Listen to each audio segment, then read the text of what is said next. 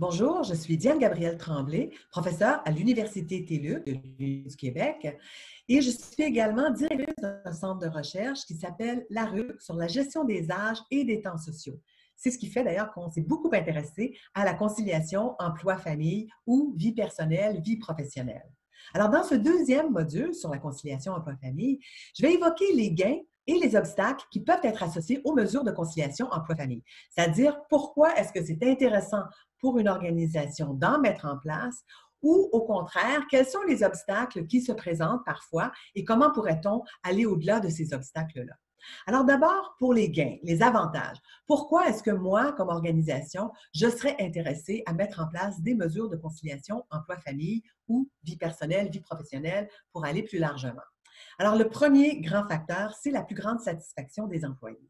Très clairement, les recherches ont bien démontré, les mesures de conciliation emploi-famille sont les éléments les plus recherchés lorsqu'on cherche un emploi ou qu'on se pose des questions à savoir est-ce que je vais peut-être changer d'emploi, aller vers une autre organisation. Les personnes, de manière générale, attachent énormément d'importance depuis quelques décennies maintenant à la conciliation emploi-famille et donc en retirent une satisfaction et vont rester dans l'organisation si effectivement on leur offre ces mesures-là. Autre facteur qu'on observe, la baisse de l'absentéisme. Ça, c'est très important pour l'entreprise. Alors, comment est-ce qu'il y a baisse d'absentéisme? Évidemment, ça dépend des mesures. Mais par exemple, le fait d'avoir des horaires flexibles. Si je ne suis pas très bien le matin, ben, je vais peut-être prendre un peu de temps et en fait, à 10 heures, je me sens mieux. Donc, si j'ai des horaires flexibles, je vais aller au bureau. Si j'ai du télétravail, ben, je peux carrément rester à la maison et faire mon travail. Donc, baisse de l'absentéisme, élément très important qui, évidemment, a un effet sur les coûts pour l'organisation. Autre élément qu'on observe, on demande beaucoup aux salariés aujourd'hui d'être engagés dans l'entreprise, de vraiment s'investir. Et ce que l'on constate, c'est qu'effectivement, lorsque les personnes ont des mesures de conciliation emploi-famille, ça les incite effectivement à s'engager davantage dans leur travail, à être, disons, euh, comme ils sont reconnaissants au fond à l'endroit de l'entreprise pour ces mesures-là, eh bien, ils ne vont pas hésiter à s'engager dans des projets divers ou mieux s'engager dans leur travail comme tel. On observe aussi une meilleure performance des employés. Alors ça peut se présenter de différentes manières. Ce n'est pas toujours quantitatif, ça peut être souvent très qualitatif, c'est-à-dire que si le matin, je n'ai pas passé mon temps à avoir la difficulté avec les enfants, les mettre dans l'habit-neige, etc., et j'arrive au bureau et je suis un peu fatiguée et tout, ben, c'est évident que ma performance qualitative risque, disons, d'en souffrir. Autre élément qu'on observe, et c'est lié à ce que je viens de dire, meilleure satisfaction des clients, des patients ou des bénéficiaires. C'est certain que si le matin, je sais que j'ai un horaire flexible, donc je ne suis pas à la course, s'il y a des petites difficultés avec les enfants ou des bouchons de circulation, comme ça arrive parfois, eh bien, je ne m'inquiète pas trop et donc j'arrive au bureau, je suis en meilleure forme, je suis plus, disons, plus ouverte par rapport aux besoins de mes clients et de mes patients et bénéficiaires, notamment dans le secteur de la santé, qui est souvent très sollicité. Autre élément, certaines organisations évoquent le fait que les mesures de conciliation leur ont permis de réduire le temps supplémentaire. Donc là aussi, réduction de coûts pour elles. Autre élément qu'on observe, j'ai un petit peu mentionné, réduction des retards, mais aussi réduction du roulement de la main-d'œuvre. C'est-à-dire que si dans mon organisation, j'ai de très bonnes mesures de conciliation, ou en tout cas des mesures qui me conviennent à moi, je vais beaucoup hésiter à partir vers une autre entreprise ou alors si j'y pense, je vais vérifier si ces mesures existent. Donc, pour une entreprise, pour s'attirer et pour conserver sa main-d'œuvre, une des meilleures choses, c'est effectivement d'offrir les mesures qui conviennent aux salariés. Et finalement, pour conclure, en fonction de tout ça, un des grands effets, un des grands gains pour les organisations associés à la mise en place de mesures, c'est l'effet sur la loyauté et la rétention de la main-d'œuvre. Alors, effectivement, on sait que beaucoup d'organisations cherchent à s'attacher les salariés. On dit parfois que les jeunes bougent beaucoup, changent d'organisation, se déplacent facilement. Alors, si on met en place des mesures de conciliation, et notamment dans des secteurs où parfois il y a des longues heures, où parfois les mesures de conciliation ne sont pas nécessairement si fréquentes, je pense au secteur des technologies de l'information, de la finance, il y a parfois des longues heures dans ces secteurs-là. Si on met en place des mesures, eh bien, on pourra conserver la main-d'œuvre. Sur conciliation et télétravail maintenant, je voulais aller un tout petit peu plus en détail là-dedans. Le télétravail ou le travail à domicile, selon les enquêtes, je l'évoquais, ça peut toucher environ 10-15% des personnes.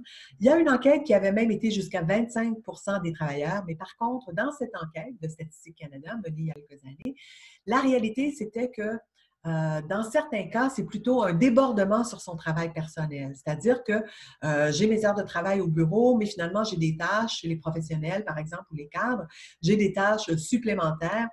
Et donc, je les apporte à la maison. Ça pouvait aller jusqu'à 5-6 heures dans certains cas. Alors, dans ce cas-là, c'est difficile d'en parler en termes de vraiment de conciliation. Ce que l'on constate, c'est que par contre, le pourcentage de personnes qui travaillent à domicile et qui disent que c'est pour des motifs de conciliation, ça s'est accru au fil du temps. Alors en fait, ça s'explique très souvent par le fait qu'on réduit le temps de déplacement pour d'autres choses. Et donc, je considère que le fait de pouvoir faire du télétravail à domicile, ça peut me permettre finalement de mieux concilier parce que je peux gagner 5, 10, peut-être même parfois 15 heures si j'habite assez loin de mon travail. Par contre, dans les 2 tiers des cas, le travail à domicile, va s'expliquer par les exigences du travail. Donc, de fait, de plus en plus de personnes ont du travail supplémentaire, si on veut, et donc vont transporter ce travail à la maison. Alors, ça peut engendrer des difficultés, parfois des conflits à ce moment-là entre la vie personnelle, familiale et le travail, mais quand même, dans la plupart des cas, c'est plutôt apprécié par les personnes parce que si le travail est à faire, ben, beaucoup de personnes vont préférer revenir à la maison, manger rapidement et compléter le travail. Donc, le télétravail est intéressant, clairement, du point de vue de la conciliation emploi-famille. La majorité des gens le voient ainsi, mais attention aux petits risques de débordement, disons, sur le temps personnel ou familial. Si on regarde d'ailleurs les obstacles au télétravail et même à l'aménagement du temps de travail, très souvent, ce sont les cadres intermédiaires qui vont s'opposer. Je sais quand des organisations m'appellent pour me parler, me dire, surtout les conseillers en ressources humaines, elles vont dire, ben, on songe à implanter le télétravail, on aimerait beaucoup implanter ça. Mais il y a des cadres intermédiaires ou des superviseurs qui résistent. Alors, de manière générale, ce qu'elles vont me dire, c'est que les cadres, les superviseurs ont peur que les gens ne travaillent pas autant, qu'ils fassent toutes sortes de choses. Par exemple, qui préparent des repas, qui fassent une brassée de lavage, qui mettent le lavage sur la corde à linge. Bon, dans les faits, les recherches sont très, très claires là-dessus. Le télétravail ne se traduit à peu près jamais par une baisse de productivité ou de performance ou de qualité du travail, sauf dans des moments particuliers comme les moments de pandémie, par exemple, où les gens sont stressés, s'ils ont les enfants à domicile. À ce moment-là, c'est certain qu'on ne peut pas s'attendre à la même performance. Par contre, le télétravail est intéressant et utile pour maintenir finalement la production ou le service de l'organisation. Donc, les cadres intermédiaires, les superviseurs sont parfois ceux qui s'opposent. Par contre, moi, ce que je dis aux organisations, c'est en fait, il faut tester, il faut valider et même les cadres intermédiaires ou superviseurs vont se rendre compte que non, les personnes ne sont pas moins productives. En fait, elles vont peut-être perdre un peu moins de temps. Au bureau, ben, il y a des cafés, il peut y avoir des lunchs qui se prolongent, les pauses de matin, après-midi, tout ça. Donc, finalement, de manière générale, en tout cas, les recherches sont très, très claires là-dessus. La productivité est au moins maintenue et la qualité du travail est souvent accrue. Alors, ça ne veut pas dire qu'il faut toujours s'attendre à une productivité accrue, mais en tout cas, dans beaucoup de secteurs, c'est possible. Et c'est possible, entre autres, parce que les personnes considèrent que le télétravail est un avantage.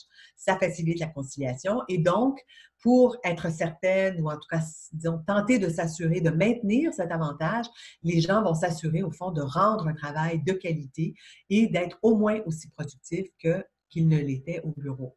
Il y a parfois un petit peu un manque de confiance, finalement, de la part des cadres et des superviseurs. C'est des choses sur lesquelles il faut travailler, informer ces personnes-là, bien leur parler du télétravail, évoquer justement ces études qui montrent bien qu'il n'y a pas de raison de s'inquiéter, que les personnes vont être aussi performantes à la maison qu'au bureau de manière générale.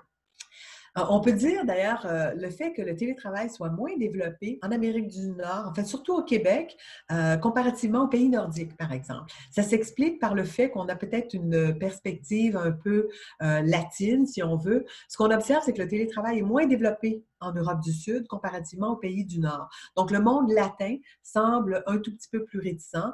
Les cadres, les superviseurs aiment bien avoir des gens autour d'eux pour transférer ou déléguer des tâches imprévues. Or, en fait, bon, ce que l'on peut dire aujourd'hui, c'est qu'il vaut mieux planifier, faire confiance et vérifier les résultats.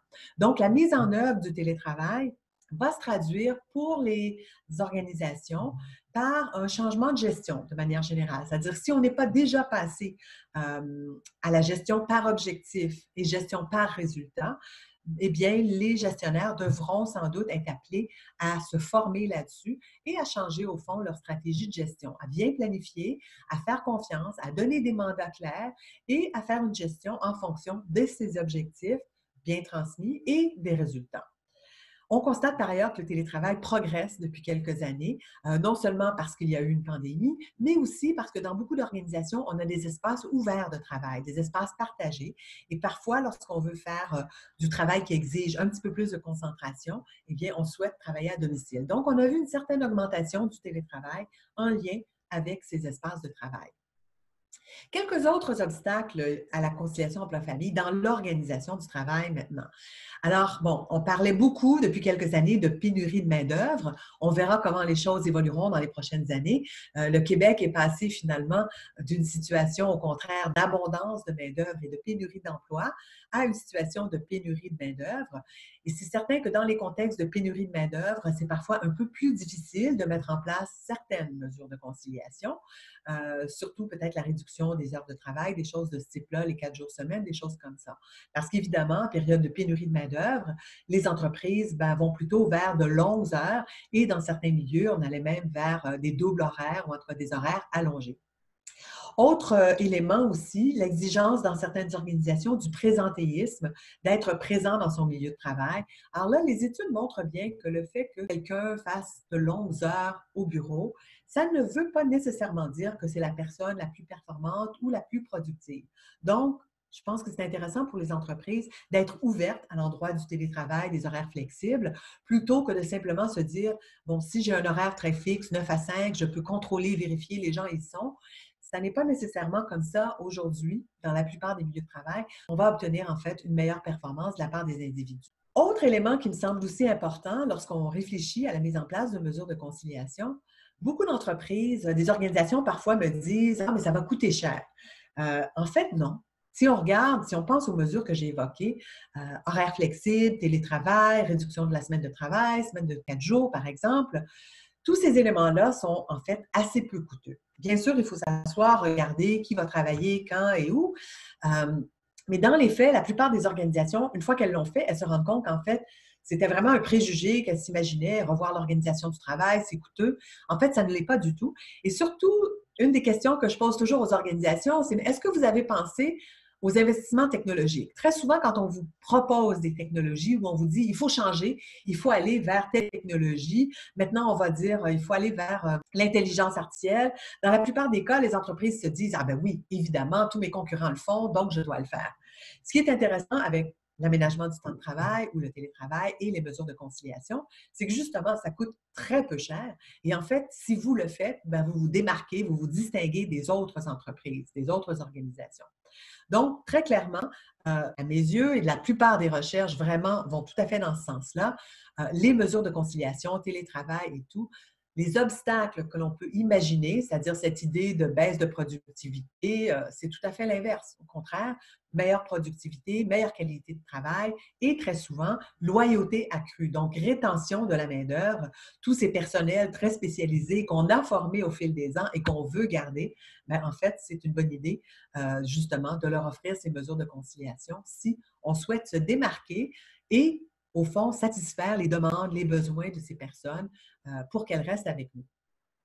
Donc, conclusion sur ce deuxième module, je pense que c'est vraiment intéressant pour les organisations qui souhaitent réfléchir, en tout cas, à la mise en place de mesures de conciliation, de se dire, voilà, il y a une série de gains très, très importants, meilleure performance, meilleure qualité du travail, loyauté et rétention. Donc, peut-être que les quelques obstacles que je voyais ou dont on me parlait, les superviseurs ou les cadres qui étaient peut-être parfois un peu réticents, il faut peut-être que je regarde dans le détail ces résistances ou ces réticences qui finalement sont souvent pas du tout fondées et qu'au contraire, je regarde tous les avantages, loyauté et rétention et satisfaction que peuvent m'apporter les mesures de conciliation travail-famille.